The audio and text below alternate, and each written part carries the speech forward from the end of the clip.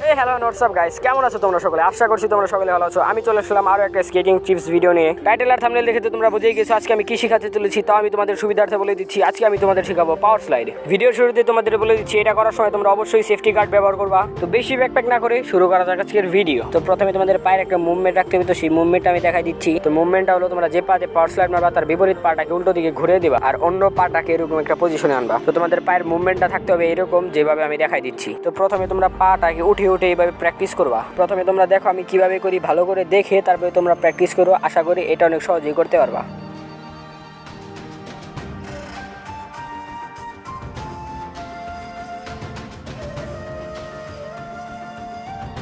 এটাই তোমাদের ব্যালেন্স চলে আসলে তোমরা সেম প্রসেসটাই হালকা রানিং নিয়ে তারপরে করার চেষ্টা করবা। আর রানিং নিয়ে যদি তোমাদের এই জিনিসটা না হয় তাহলে হালকা একটা জাম্প দিয়ে তারপরে করার চেষ্টা করবা। আমি তোমাদের দেখা দিচ্ছি তোমরা কিভাবে করবা, তোমরা দেখে প্র্যাকটিস করো। আশা করি এইটা অনেক সহজেই করতে পারবা।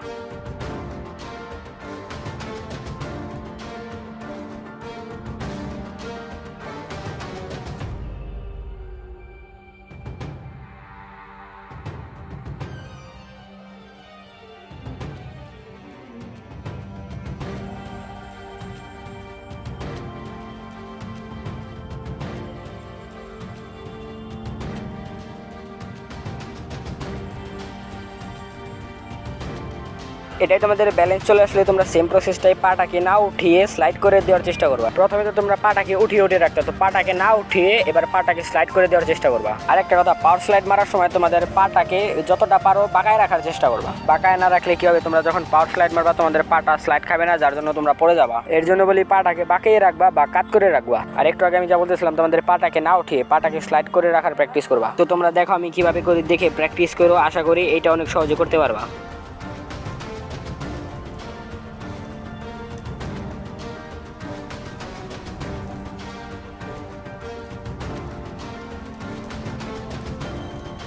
এটাই তোমাদের ব্যালেন্স চলে আসলে তোমরা সেম প্রসেসটাই হালকা একটু রানিং এ প্র্যাকটিস করবা। তো তোমরা দেখো আমি কিভাবে করি, আমারটা দেখে প্র্যাকটিস করো। আশা করি এটা অনেক সহজে করতে পারবা।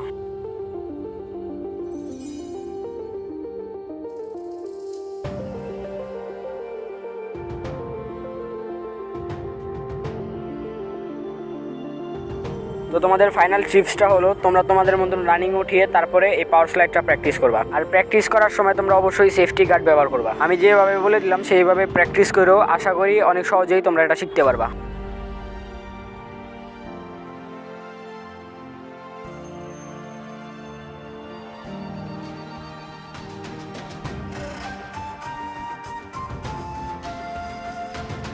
তো আশা করি এই ভিডিওটা তোমাদের ভালো লেগেছে। যদি ভালো লেগে থাকে তাহলে লাইক কমেন্ট শেয়ার করে দিও আর সাবস্ক্রাইব করে বেল নোটিফিকেশন অন করে রেখো, যাতে আমি ভিডিও ছাড়ার সঙ্গে সঙ্গে তোমরা দেখতে পারো আর শিখতে পারো নতুন কিছু। আর ততক্ষণকার জন্য আল্লাহ হাফেজ।